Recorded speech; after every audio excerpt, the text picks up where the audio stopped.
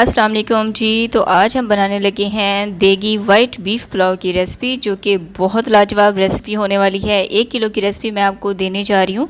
अगर आपसे चावल टूट जाता है, आपको परफेक्ट मेजरमेंट का पता नहीं रहता है, या फिर अखरा अखरा चावल नहीं बनता है, या फिर पुलाव का कलर डार्क हो जाता है, तो बहुत सारी टिप्स एंड ट्रिक्स के साथ ये रेसिपी होने वाली है।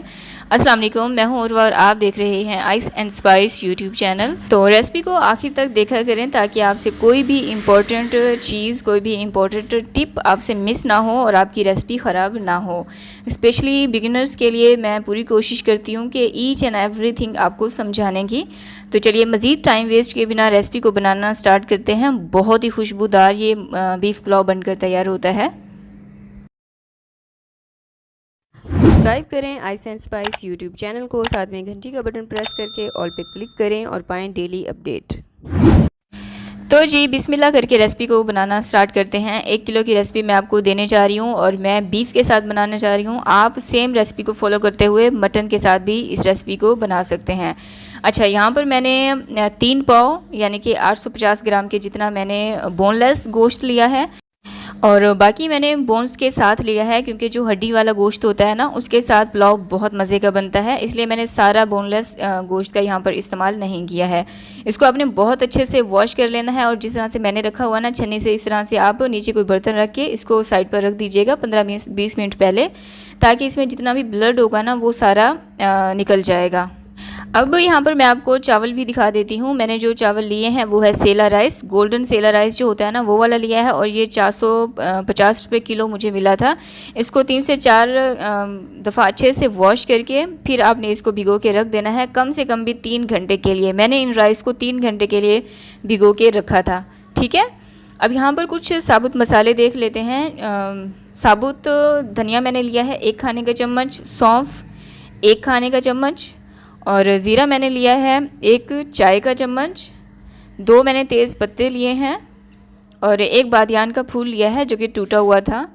साबुत काली मिर्चें 1 चाय का चम्मच, दालचीनी के 2 टुकड़े लिए हैं जो कि छोटे साइज़ के थे, और 1 बड़ी इलायची ली है, और 7 से 8 अदद लौंग ली है। अच्छा, अब यहाँ पर अगर आप चाहें तो इन तमाम मसालों की स्क्रीनशॉट भी कर सकती हैं। अब इन्हें भी रख देंगे साइड पे। अब इस बीफ को गलाने के लिए मैं प्रेशर कुकर का इस्तेमाल कर रही हूँ, लेकिन आप सेम मेथड से इसको कढ़ाई में भी बना सकती हैं, लेकिन फिर आप टाइमिंग इसको गलाने की, पकाने की थोड़ा सा इंक्रीज़ कर दीजिएगा। अब इसमें डालेंगे तमाम साबुत खड़े मसाले। लहसुन अदरक का पेस्ट इसमें जाएगा 1.5 टेबल स्पून, और 2 छोटे साइज़ के प्याज डालूँगी।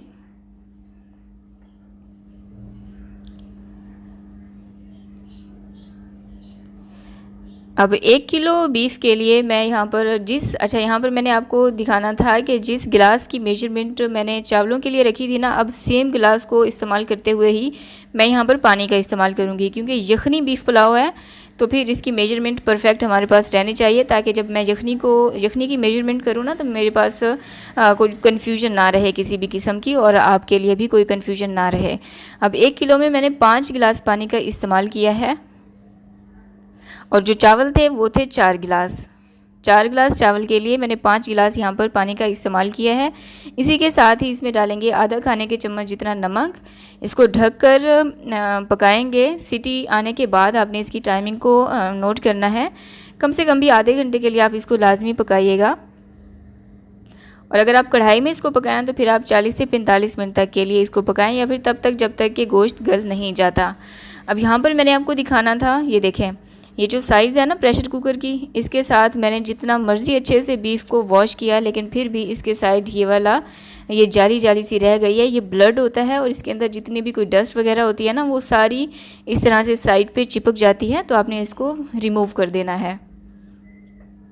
और इसी के साथ ही जितना भी इसमें साबुत खड़ा मसाला हमने डाला है उसको आपने निकाल लेना है, और जो बीफ है उसको आपने एक अलग बर्तन में निकाल लेना है, और जो यखनी बच जाएगी उसको मैं छान लूँगी। तो यहाँ पर सारा बीफ मैंने निकाल लिया है। अब एक छन्नी की मदद से मैं यखनी को छान लूँगी, और हमारे पास बहुत ही क्लियर और साफ़ सुथरी यखनी यहाँ पर तैयार हो चुकी है। जितना भी इसमें एक्स्ट्रा चीज़ें, सारा मसाला वगैरह निकला है ना, उसको आपने डिस्कार्ड कर देना है, यानी कि फेंक देना है। और यखनी यहाँ पर हमारी तैयार हो चुकी है। अब ये जो बीफ है, यहाँ पर मैं आपको ये भी दिखा दूँ कि जितने भी इसमें खड़े मसाले थे वो सारे मैंने निकाल लिए हैं। अच्छा, इसमें जितनी मैंने बोन्स का इस्तेमाल किया ना, इसमें कुछ बोन्स ऐसी होती हैं, ये देखें, ये वाली बोन्स ना अगर बीफ में पुलाव में आए, नज़र आए, तो वो थोड़ा अच्छा नहीं लगता। तो आपने ये वाली बोन्स ना जितनी हो सकती है इनको आपने अलग कर लेना है, क्योंकि इनका जितना भी जायका हमें चाहिए था वो हमारी यखनी में आ चुका है। मज़ीद इनको पुलाव में रखने की कोई ज़रूरत नहीं है। तो मुझे पसंद भी नहीं है पर्सनली, तो मैंने उन सब को डिस्कार्ड कर दिया है। और बीफ भी हमारा तैयार है, यखनी भी तैयार हो चुकी है, उन दोनों को मैंने रख दिया है साइड पे। अब एक वॉक लेंगे। अच्छा, कढ़ाई आपने ना बड़े साइज़ की लेनी है। 1 किलो की रेसिपी मैं आपको देने जा रही हूँ, तो फिर आपने राइस ये सोच कर बनाने हैं, बर्तन ये सोच के चूज़ करना है जिसमें आपके चावल 2 किलो तक पक जाएं आराम से, क्योंकि चावल फूलता है वो फिर डबल हो जाता है अपनी क्वांटिटी से।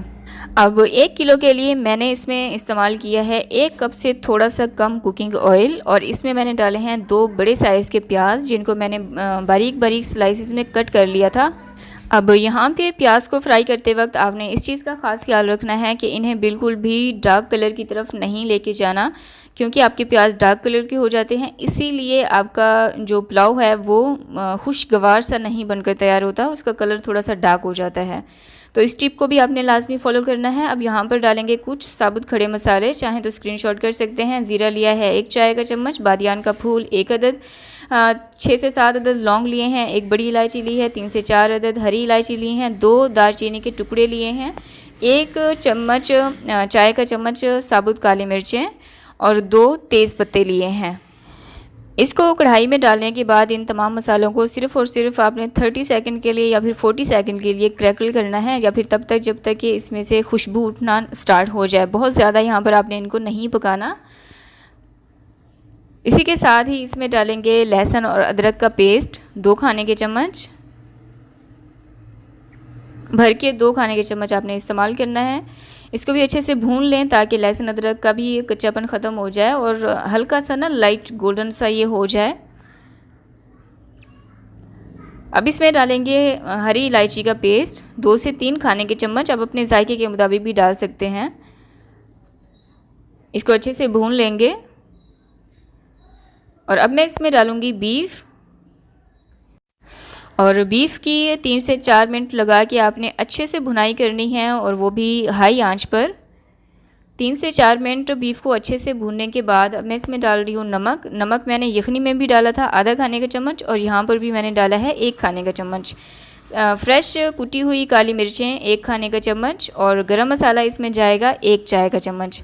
अब इन तमाम मसालों के साथ बीफ को 1 मिनट तक के लिए मज़ीद भूनेंगे। और अब इसमें डाल रही हूँ 250 ग्राम, जो कि 1 कप से थोड़ी सी ज़्यादा दही थी, और थिक दही का मैंने इस्तेमाल किया है। इसको आप अच्छे से विस्कर की मदद से विस्क कर लीजिएगा ताकि इसमें किसी भी किस्म की ना गुठली ना हो। और इस पॉइंट पे आपने चूल्हे की आंच को लो कर देना है। अगर लो आंच पे दही डाला जाए ना तो वो फटता नहीं है, दाने दाने नहीं बनते हैं। 30 सेकंड के लिए या फिर 1 मिनट तक के लिए दही के साथ अच्छे से भूनने के बाद अब आप देखिएगा ध्यान से कि मैंने कितना इसमें यखनी का इस्तेमाल किया है। टोटल 3 गिलास यखनी बनी थी और 1 गिलास एक्स्ट्रा मैंने इसमें पानी का इस्तेमाल किया था। प्रेशर कुकर में मैंने 5 गिलास पानी डाला था, लेकिन वो रिड्यूस होके कम होके पक कर 3 गिलास यखनी मेरे पास आई थी। तो जितने चावल थे उतना ही पानी मैंने इस्तेमाल किया है। 4 गिलास चावल थे, 4 गिलास ही मैंने पानी का इस्तेमाल किया है। और 4 गिलास पानी का इस्तेमाल मैंने इसलिए किया है क्योंकि मैंने राइस को, चावल को 3 घंटे पहले भिगो के रख दिया था। अब जब देखें कि पानी में बॉईल आना स्टार्ट हो गया है, उस वक्त आपने इसमें डालने हैं राइस। अब बहुत ही जेंटल हाथों से इसको मिक्स करें, कभी भी दरमियान से इसको मिक्स नहीं करते हैं बल्कि साइड से अप करते हुए राइस को मिक्स करते हैं। अब 1 किलो के लिए मैंने यहाँ पर इस्तेमाल किया है 1 साशे चिकन पाउडर का। अगर आप बिल्कुल देगी जायका चाहते हैं ना तो फिर यहाँ पर आपने चिकन पाउडर का इस्तेमाल लाजमी करना है। इसी के साथ ही अब मैं डाल रही हूँ 3 बड़े साइज़ के टमाटर, इनको मैंने बारीक स्लाइस में कट कर लिया था। और 1 इसमें डालूंगी लेमन जूस, आप लाजमी डालिएगा, जूस भी डाल सकती हैं। और इस तरह से परेशान होने की आपको ज़रूरत नहीं है कि इसमें से कड़वा जायका तो नहीं आएगा, बिल्कुल भी नहीं आएगा, क्योंकि मैंने इनको बिल्कुल बारीक बारीक स्लाइसिस में कट करके डाला है। आधी गट्ठी मैंने इसमें डाली है धनिया की और आधी ही डाली है पुदीने की। 2 से 3 अदद इसमें हरी मिर्चियाँ जाएंगी और जायफल जावित्री का पाउडर इसमें जाएगा आधा चाय का चम्मच। भुना कुटा ज़ीरा यहाँ पर मैंने इसमें डाला है आधा चाय का चम्मच। अब बहुत जेंटल हाथ रखते हुए आपने इन तमाम चीज़ों को अच्छे से मिक्स कर लेना है। इस पॉइंट पर आपने चूल्हे की आंच मीडियम हाई रखनी है। तो मिक्स करने के बाद अब मैं इसमें डाल रही हूँ 2 खाने के चम्मच मिल्क क्रीम। इससे चावल का जायका भी बहुत अच्छा आता है, लाजवाब आता है और इसका कलर भी मज़ीद बैलेंस हो जाता है, क्योंकि हमें वाइट बीफ पुलाव चाहिए ना, तो उसमें भी ये मदद करता है। अब इन तमाम चीज़ों को अच्छे से मिक्स कर लेना है। जिस तरह से मैं मिक्स कर रही हूँ ना, इसी तरह से आपने इन तमाम चीज़ों को मिक्स करना है। और अब मैं इसको ढककर पकने के लिए रख दूँगी मीडियम आंच पर, तब तक जब तक कि इसका पानी ड्राई नहीं हो जाता। तो यहाँ पर 6 से 7 मिनट इसको पकाने के बाद अभी आप देख सकते हैं पानी कम्प्लीटली ड्राई नहीं हुआ है, अभी थोड़ा बहुत पानी इसमें मौजूद है। अब अगेन इन तमाम मसालों को और चावल को अच्छे से मिक्स करेंगे, ताकि तमाम मसाले टमाटर वगैरह ना चावल के साथ अच्छे से मिक्स हो जाएं। अब ये बेहतरीन पॉइंट है नमक चेक करने का। तो यहाँ पर मुझे लगा कि नमक मज़ीद डालने की ज़रूरत नहीं है, इसलिए मैंने मज़ीद नमक का इस्तेमाल नहीं किया था। अब ढक कर इसको मज़ीद पकाऊंगी तब तक जब तक कि पानी कम्प्लीटली ड्राई नहीं हो जाता। तो ये देखें 3 से 4 मिनट मैंने इसको मज़ीद पकाया है और इसका पानी अब कम्प्लीटली ड्राई हो चुका है। अब इस पॉइंट पर तो आपने बहुत ही एहतियात से चम्मच को चलाना है। हल्का सा मैंने ऊपर नीचे करते हुए इसको मिक्स किया है और अब मैं इसको दम पर रख दूंगी। रुमाल के साथ इसको आपने दम देना है, अच्छे से कवर करें। और मेरी जो कढ़ाई थी वो हैवी बेस की थी, लेकिन फिर भी मैंने इसके नीचे तवा लाजमी रखा है। आपने भी लाजमी तवा रखना है। अब स्टार्ट में आपने चूल्हे की आंच को 1 मिनट तक के लिए हाई रखना है और उसके बाद आपने बिल्कुल हल्की आंच रख देनी है, बिल्कुल स्लो आंच, जिस तरह से नॉर्मली दम पर रखा जाता है ना, उसी तरह से लो आंच पर मैंने इसको 45 मिनट्स तक के लिए दम दिया था। नॉर्मली क्या होता है, लोग 15 मिनट तक के लिए दम देते हैं या फिर 20 मिनट के लिए। मैंने 45 मिनट तक के लिए इसको हल्की आंच पर पकने के लिए रख दिया था और 45 मिनट के बाद क्या खुशबू आ रही थी, बिलीव मी। सब ने घर पे मेरी तारीफ़ की, इतना परफेक्ट ये पुलाव बनकर तैयार हुआ था, इतनी प्यारी खुशबू आ रही थी और खाने में तो बेहद लाजवाब था। सब ने बहुत तारीफ़ें की थी। तो अच्छा, अब यहाँ पर एक लास्ट जो टिप मैंने आपको देनी है वो ये है कि क्योंकि हमें तो वीडियो शूट करनी होती है, इसका क्लिप हमें फ़ौरन से दिखाना होता है, लेकिन आप दम खोलने के बाद इस कढ़ाई को वैसे ही 10 मिनट तक के लिए ऐसे ही पड़ा रहने दें, भाप इसकी अच्छे से निकल जाए, फिर आपने इसको मिक्स करना है। तो यकीन करें आपका चावल बिल्कुल भी नहीं टूटेगा। जितने मर्ज़ी आप अनाड़ी होंगे, फ़र्स्ट टाइम आप बना रहे हैं, आपका चावल बिल्कुल भी नहीं टूटेगा। और मेरा माशाल्लाह से आप देख सकते हैं एक भी चावल नहीं टूटा और मैंने फ़ौरन से दम ओपन करके आपको दिखाया है। तो अगर आपको रेसिपी पसंद आई हो, यहाँ तक देखते हुए पहुँच चुके हैं, तो जल्दी से वीडियो को थम्स अप दे दीजिए, वीडियो को लाइक कर दीजिए और इसे अपने फ्रेंड्स और फैमिली के साथ भी लाजमी शेयर कीजिएगा। अगर आप मेरी रेसिपीज़ को फॉलो कर रहे हैं, बना रहे हैं, तो फिर आपने इसके फ़ीडबैक भी मेरे साथ लाजमी शेयर करने हैं। इसके फ़ीडबैक आप मेरे साथ मेरे इंस्टाग्राम पेज पे भी शेयर कर सकते हैं। मेरे इंस्टाग्राम का यूज़र नेम है iceandspice.pk और कमेंट सेक्शन में तो आपने आके लाजमी मुझे बताना है। और चावल भी आप देख सकते हैं परफेक्टली डन है। Thanks for watching. अल्लाह हाफिज़।